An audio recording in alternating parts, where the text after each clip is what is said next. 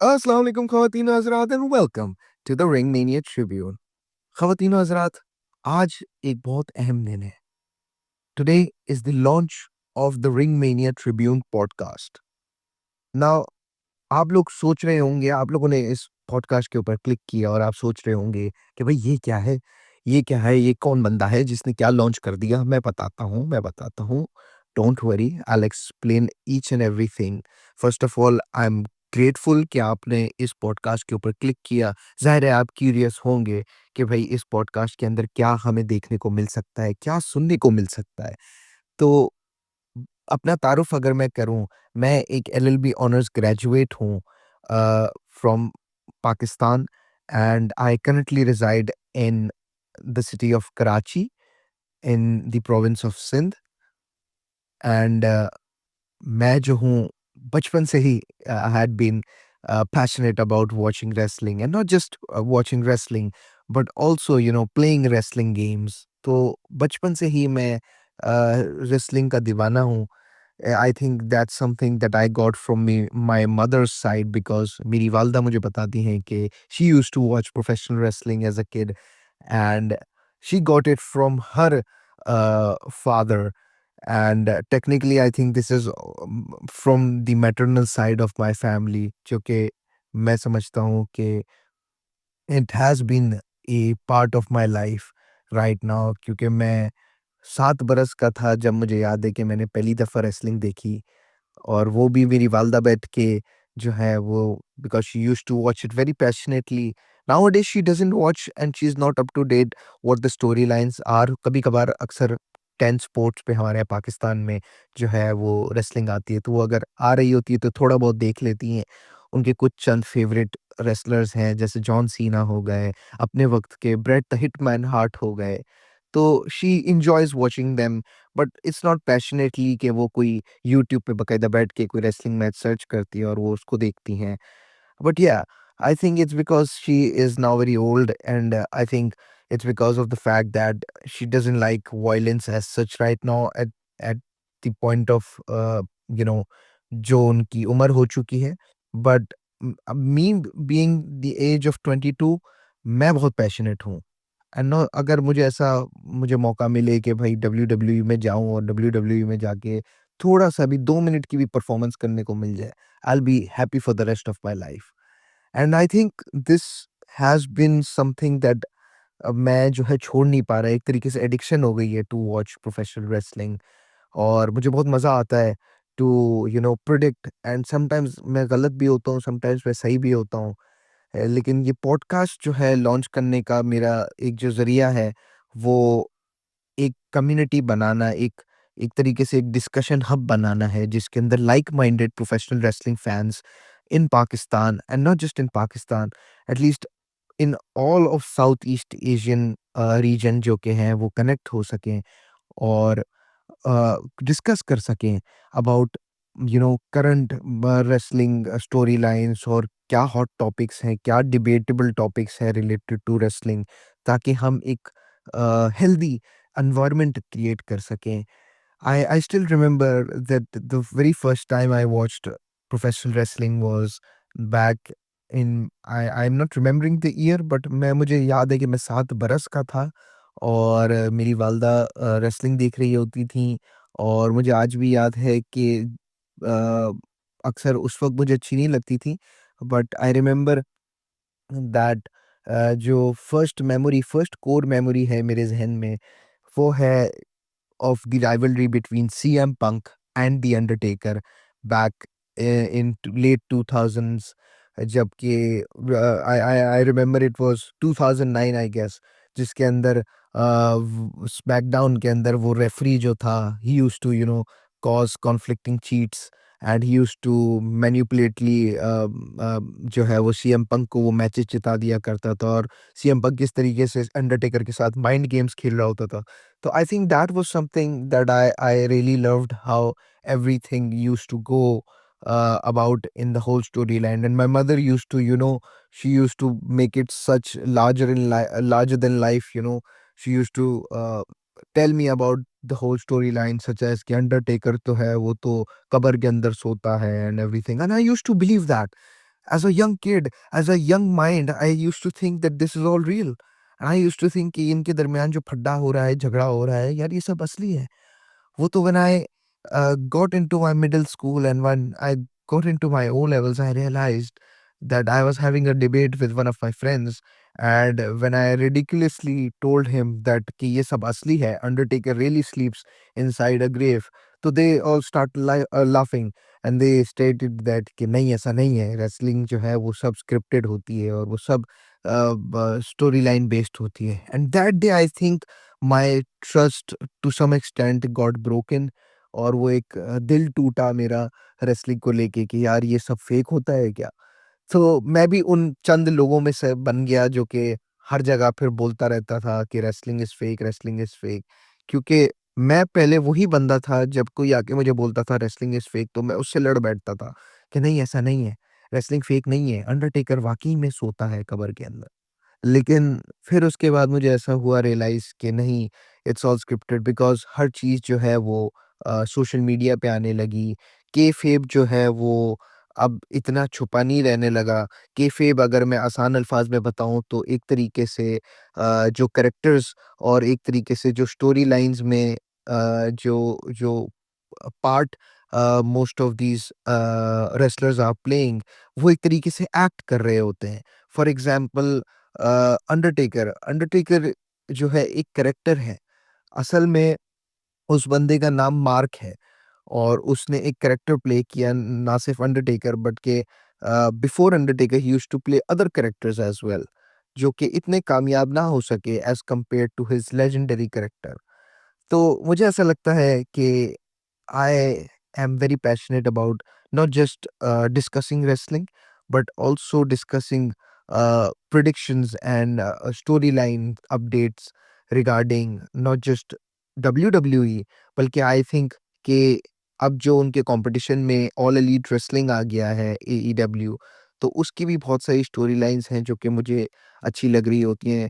It's not just कि वो बहुत कोई ख़राब स्टेट में है अभी, मुझे ऐसा लगता है कि they need to utilize their talent more efficiently. लेकिन आई थिंक कि उसके अंदर भी अगर हम कुछ चीज़ें इम्प्रूव कर सकें और हम उन पे तबसरा कर सकें, तो आई थिंक कोई ना कोई तो सुन ही लेगा हमारी बात भी। अल्बीएट द फैक्ट कि हम उर्दू ज़बान में बात कर रहे होंगे इन दिस पॉडकास्ट। लेकिन मुझे ऐसा लगता है कि जितनी ज़्यादा डिबेट होगी, जितनी ज़्यादा डिस्कशंस होंगी, जितनी ज़्यादा बातें होंगी, वो उतना ही इन्फ्लुएंस करती हैं towards all these story lines, towards all these जो कि हमारे लिए कहानियाँ ये लोग बनाते हैं, हमें एंटरटेन करने के लिए। देखिए, हम लोग हैं, हम लोग इनको देखते हैं, हम लोग पैसे देते हैं, तो ये हैं। जिस दिन हम लोगों ने रेसलिंग देखना छोड़ दिया, उस दिन ये कुछ भी नहीं है। That's why they always tend to appreciate us fans the most. वो कहते हैं जो उनकी WWE यूनिवर्स है या AEW ऑडियंस है, वो हैं तो वो हैं। अगर हम ऑडियंस ना हो, तो वो भी ना हो। तो मुझे ऐसा लगता है कि इस पॉडकास्ट के ज़रिए मेरी कोशिश यही होगी कि वीकली बेसिस पे पहले तो एक एनालिसिस मैं दे सकूँ ऑन वीकली जो है वो शोज़ स्पेशली 2 मेजर प्रमोशंस जो हैं WWE और AEW। ज़्यादातर मेरा एम्फेसिस कोशिश मेरी यही होगी कि WWE की तरफ रहे स्पेशली स्मैकडाउन और रॉ जो कि मेजर ब्रांड्स हैं। फिर इनके माइनर ब्रांड्स भी आ जाते हैं सच एज़ एनएक्सटी। तो मेरी कोशिश होगी कि वीकली बेसिस पे इनके शोज़ में क्या हो रहा है, वो मैं आपको आसान अल्फ़ाज़ में बता सकूँ और ये बता सकूँ कि आने वाले वक़्त में स्टोरी लाइन क्या टर्न लेगी और मुझे ऐसा क्या लगता है जो कि प्रेडिक्शन सही भी हो सकती है, गलत भी हो सकती है। The second thing I would be doing on this channel would be discussing potential spoilers तो मैं नहीं बोलना चाहूँगा क्योंकि वो एक तरीके से आप लोगों की जो प्रिडिक्टेबिलिटी है टुवर्ड्स या आप लोगों का जो मज़ा है या आप लोगों की जो एक्सपेक्टेशंस है वो ख़राब कर सकती है। लेकिन मेरी कोशिश ये होगी कि थोड़े बहुत स्पॉयलर्स भी मैं दूँ कि अगर मुझे ऐसा लगे या कोई रिपोर्ट ऐसी आए रेसलिंग ऑब्जर्वर की तरफ से या कोई भी इनसाइडर रिपोर्ट ऐसी आए, तो वो भी मैं पॉडकास्ट के अंदर डिस्कस कर सकूँ और बता सकूँ कि आने वाले वक़्त के अंदर क्या न्यूज़ बन सकती है टुवर्ड्स मेजर ब्रांड्स या फिर ऐसा भी हो सकता है कि कोई टॉप टैलेंट जो है वो किसी अदर प्रमोशन की तरफ जंप कर रहा है या कोई न्यू मेजर अपडेट आ रही है, तो वो भी मैं इस पॉडकास्ट के ज़रिए आप लोगों को बता सकूँ। The third thing I would be doing is discussing and dissecting legendary matches. अब मेरी कोशिश ये है कि यूट्यूब पे अक्सर ऐसा होता है कि बहुत सारे मैचेस आजकल डब्ल्यूडब्ल्यूई और एईडब्ल्यू अपलोड करते रहते हैं। तो मेरी कोशिश यही होगी कि वो पुराने मैचेस को मैं बैठ के डाइसेक्ट कर सकूं और बता सकूं आप लोगों को आसान अल्फाज में कि इस मैच के अंदर क्या हुआ और क्या हो सकता था या इसकी हिस्ट्री क्या थी। स्पेशली कंसिडरिंग द फैक्ट कि बहुत सारे ऐसे लेट 80s के या 90s के मैचेस हैं जो कि हमारे बहुत से बड़े बुजुर्ग बहुत शौक से देखा करते थे। लेकिन आज की जो जनरेशन है, जो आज के व्यूअर्स हैं, वो शायद वो मैचेस इतने शौक से ना देखें।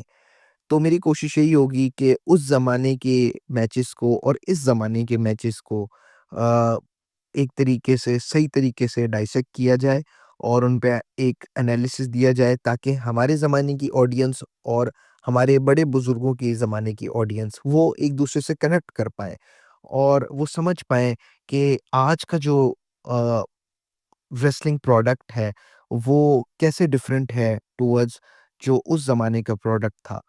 ताकि हम एक तरीके से वो जो ब्रिज है, वो ख़त्म कर सकें। देखिए द थिंग इज़ कि रेसलिंग एक वक़्त में बहुत देखी जाती थी पाकिस्तान के अंदर and I still know for a fact that हमारे बड़े-बुज़ुर्ग बहुत शौक से ये देखा करते थे। लेकिन unfortunately with the passage of time I don't know कि हमारे और भी मेजर जो गेम्स हैं सच एज़ स्क्वॉश हो गया, टेबल टेनिस हो गया, स्नूकर हो गया, हमारा उस तरफ ध्यान कम होता गया इंक्लूडिंग रेसलिंग एज़ वेल और हम सिर्फ़ कुछ चंद गेमों पे ही सबसे ज़्यादा हमारा फ़ोकस रहा और इवन इन पाकिस्तान हमारी फेडरेशंस भी जो हैं, स्पोर्ट्स फेडरेशंस जो हैं, वो सिर्फ़ उन्हीं चंद गेम्स को प्रमोट करती हैं या उन्हीं को फाइनेंशियली फंड करती हैं। It's very saddening to see for a fact that there are a lot of minor wrestling promotions here even in Karachi as well जो कि आज भी अपनी जेब से पैसे लगाती हैं और अक्सर वो अपने आप को प्रमोट करने की कोशिश करती हैं लेकिन होता ये है कि कोई पॉलिटिकल पार्टी आ जाती है जो कि कहती है कि भाई हमारे एजेंडा को प्रमोट करोगे तो ही हम आपको पैसे देंगे which is very sad to see. मैं कोशिश यही करना चाहता हूँ, मेरी ख्वाहिश यही है कि पाकिस्तान के अंदर भी डब्ल्यूडब्ल्यूई या एईडब्ल्यू से रेसलर्स आएँ, वो परफ़ॉर्म करें। देखिए, हमारे पड़ोसी मुल्क जैसे इंडिया हो गया या इवन सऊदी अरब हो गया, आज के वक़्त में डब्ल्यूडब्ल्यूई वहाँ पे हर साल की बेसिस पे परफ़ॉर्म करता है आके। और ना सिर्फ डब्ल्यूडब्ल्यूई बल्कि और भी जो उनके लोकल ब्रांड्स हैं, वहाँ से भी रेसलर्स जो हैं वो यूएस में डब्ल्यूडब्ल्यूई में और एईडब्ल्यू में जाके परफ़ॉर्म कर रहे हैं। पाकिस्तान में ऐसा क्यों नहीं हो रहा? Why is it the fact that कि हम जो है एक ऐसा मुल्क बन के रह गए हैं जहाँ पे कोई बाहर का इन्वेस्टर या कोई बाहर का ब्रांड जो है वो आके देखना नहीं चाहता या वो आके हमारे मुल्क के अंदर बैठना नहीं चाहता या हमारे यहाँ परफ़ॉर्म नहीं करना चाहता। तो मुझे ऐसा लगता है कि इस पॉडकास्ट के ज़रिए एक हम मीडियम बनाएँ ताकि हम उनको रीच आउट भी कर सकें और उनको हम बता सकें कि how passionate we are towards professional wrestling और आज भी एक ऑडियंस है पाकिस्तान के अंदर जो कि ज़िंदा है, जो कि रेसलिंग को एन्जॉय करती है और देखना चाहती है और वो चाहती है कि बड़े-बड़े नाम जैसे Roman Reigns, Cody Rhodes, Drew McIntyre, CM Punk जैसे बड़े नाम यहाँ पर आएँ। हम भी चाहते हैं कि नेशनल स्टेडियम के अंदर वो आके परफॉर्म करें और लोगों का रश लगे और you know it's being advertised and televised all over the world कि देखो कराची के नेशनल स्टेडियम के अंदर एक शो हुआ जिसके अंदर डब्ल्यूडब्ल्यूई परफॉर्मर्स आया और उन्होंने आके एक क्लासिक रेसलिंग मैच हमें परफॉर्म करके दिया। तो I hope so that it could be achieved in our lifetime but थोड़ा मुश्किल है। मुश्किल इसलिए है कि अभी हमारी ऑडियंस इतनी है नहीं। मैं समझता हूँ इस पॉडकास्ट के थ्रू जैसे-जैसे और common like minded fans, wrestling fans connect होते जाएँगे, वैसे-वैसे ही हम एक तरीके से इतनी रीच बना पाएँगे कि हम डब्ल्यूडब्ल्यूई को दिखा पाएँ कि सी पाकिस्तान के अंदर भी इतने पैशनेट रेसलिंग फैन्स हैं और हम चाहते हैं कि ना सिर्फ हमारे यहाँ से आपके पास टैलेंट जाए, बल्कि आप लोग भी हमारे मुल्क आएँ और हमारे मुल्क को अपना प्रोडक्ट दिखाएँ। एंड द फिफ्थ थिंग जो कि मेरे ज़हन में चल रही है और जो कि मैं समझता हूँ ना सिर्फ रेसलिंग बल्कि I think I have been passionate about other sports such as boxing, mixed martial arts arts as well. मैं यूएफसी भी बहुत शौक से देखता हूँ which is again a brand under TKO. अगर आप लोगों को पता हो तो कुछ अरसे पहले ही टीकेओ ने जो है दोनों यूएफसी और डब्ल्यूडब्ल्यूई को एक्वायर किया है। और अभी तो न डब्ल्यूडब्ल्यूई की नेटफ्लिक्स के साथ भी डील हो गई है। तो ऑब्वियसली अब नेटफ्लिक्स पे भी डब्ल्यूडब्ल्यूई आप देख सकेंगे और स्पेशली डब्ल्यूडब्ल्यूई रॉ और भी अदर ब्रांड्स जो कि अभी आ रहे हैं, जंप कर रहे हैं। और बड़ा अफ़सोस हो रहा है, अभी सुनने को आ रहा है कि डब्ल्यूडब्ल्यूई नेटवर्क जो है वो ख़त्म होने को आया है। एंड आई थिंक दैट उन्होंने बहुत कोशिश की डब्ल्यूडब्ल्यूई वालों ने अपने नेटवर्क को प्रमोट करने की, और आई थिंक नेटफ्लिक्स के साथ जो उनकी डील थी, वो कि एक बेटर डील साबित हुई। और अब ना सिर्फ रॉ बल्कि बहुत से ममालिक के अंदर जो है वो स्मैकडाउन और डिफरेंट पीएलईज़ जो कि डब्ल्यूडब्ल्यूई के होते हैं, जो कि मेजर एक तरीके से एईडब्ल्यू की ज़बान में हम पेपर व्यूज़ ही कहते हैं। मैं तो आज भी पेपर व्यू ही कहता हूँ, डब्ल्यूडब्ल्यूई उसको प्रीमियम लाइव इवेंट कहना पसंद करता है। तो मेरी कोशिश ये है कि उन मैचेस को भी डाइसेक्ट किया जाए, उन पे भी तबसरा किया जाए और उन पे भी बात की जाए। एंड आई थिंक कि अगर मुझे रियल लाइफ़ में भी ऐसे लोग मिलते हैं जो कि बैठ के रेसलिंग को एन्जॉय कर सकेंगे, तो मैं कोशिश करूँगा उनको भी इस पॉडकास्ट पे ज़रूर लेकर आऊँ और उनका भी नज़रिया आप लोगों के सामने रख सकूँ। एंड मैं चाहूँगा कि आप लोग भी अपना फीडबैक दें कि आप लोग क्या चाहते हैं, किस चीज़ के बारे में बात होनी चाहिए इस पॉडकास्ट के ऊपर। मेरी कोशिश यही होगी कि it's related to professional wrestling, लेकिन अगर आप लोग समझते हैं कि प्रोफ़ेशनल रेसलिंग के अलावा कोई और स्पोर्ट्स पे भी हम बात कर सकें, तो do let me know. But I think if it would be better that if it's related to boxing और एमएमए, क्योंकि मेरी एक्सपर्टीज़ ही towards these activities in these sports जो कि है इंक्लाइंड। मैं अगर आप लोग बोले कि क्रिकेट के हवाले से क्यों ना थोड़ी कोई बात की जाए, तो I unfortunately do not watch professional cricket as such. मैं कभी कभार देख लेता हूँ, लेकिन अनफॉर्चुनेटली मेरी जो शिकवा वो यही है क्रिकेट से कि हम पाकिस्तानियों ने सबसे ज़्यादा क्रिकेट को ही सर पे चढ़ा के रखा हुआ है, लेकिन unfortunately cricket doesn't give us back any reward in any way। Neither कोई ट्रॉफी जीत पा रही हैं in the last few years, neither हमें एक तरीके से अच्छी परफॉर्मेंस कोई मिल पा रही है। तो मुझे ऐसा लगता है हमें डिफरेंट डोमेन्स ऑफ स्पोर्ट्स को एक्सप्लोर करना चाहिए। रेसलिंग एक ऐसा स्पोर्ट है जिसके हवाले से लोग आज भी उसे देखना पसंद करते हैं। चाहे आप चाय के होटल्स पे जाके बैठे हैं, वहाँ पे भी तबसरा हो रहा होता है। चाहे आप स्कूल्स के अंदर जाएँ, वहाँ पे भी तबसरा हो रहा होता है। और ऑनलाइन तो आप फ़ेसबुक खोलें या इंस्टाग्राम खोलें, तो आपको मेजरली देसी लोग ही मिलेंगे कमेंट सेक्शंस के अंदर, और वो अपनी एनालिसिस दे रहे होते हैं। तो आई थिंक एक पैशन है फॉर प्रोफेशनल रेसलिंग, लेकिन वो मीडियम नहीं है पाकिस्तान के अंदर अनफॉर्चुनेटली जो कि कनेक्ट कर पाए ऐसे लोगों को। So I think this podcast, if it's possible, मेरी कोशिश यही होगी कि मैं पहले तो स्पॉटिफाई को ही जरिया बनाऊं, क्योंकि मुझे ऐसा लगता है Spotify has active listeners and I think Spotify would be my first priority right now. मेरी कोशिश होगी कि मैं यूट्यूब और दूसरे अदर प्लेटफॉर्म पे भी अपना जो है वो एक तरीके से